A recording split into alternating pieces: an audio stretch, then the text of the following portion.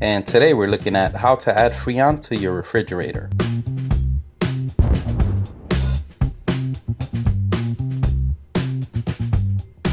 And this is what you're gonna need for today. A bullet piercing valve, the according Freon according to your fridge manual, an air conditioning conversion adapter from R12 to R134A, a multi-bit screwdriver without the bit, a Freon recharge hose, a Freon gauge, and most important, your fridge.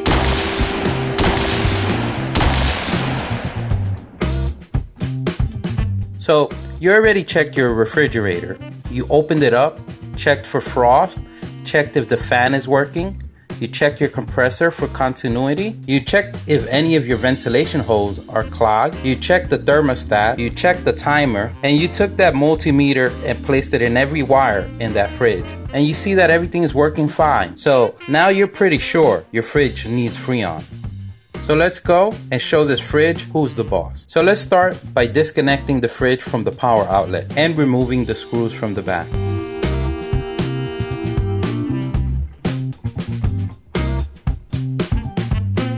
Remember, you always want to put the bullet piercing valve the closest to the compressor, and always keep it in consideration the best location, the most comfortable, just in case you have to work on it once again. The bullet piercing valve comes with two adapters for different tube size. In this case, you have to check which one fits your tube size, and that's the one we're going to work with. Once you've done that, now we can start working on putting the piercing valve.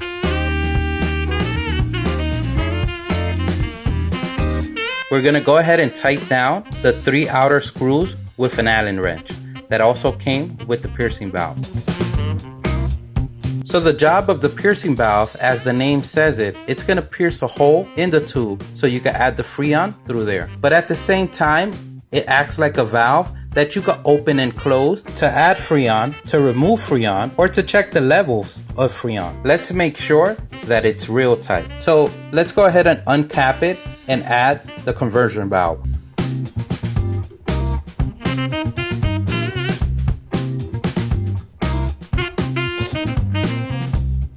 In our case, there is no Freon on the system, but as you can see, this is where you open and close the valve. But let's say in your case, you do have Freon on the system and you want to verify how much Freon is left on your system. This is the perfect time to add the gauge and then open the valve. And remember, you want to have your fridge on meanwhile you do this.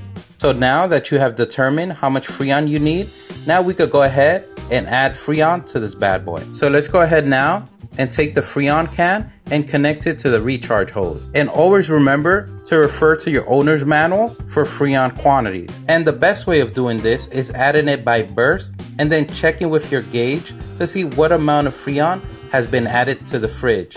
And like that, you won't overcharge it and then have to take off Freon later on.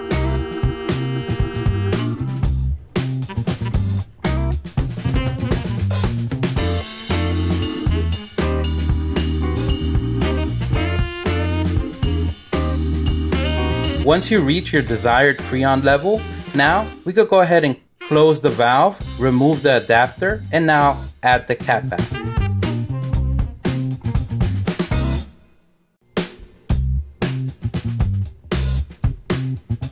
So now you just showed that fridge who's the boss. And don't forget to like the video, subscribe. If you have any questions, place them in the comment section below. Follow us on social media.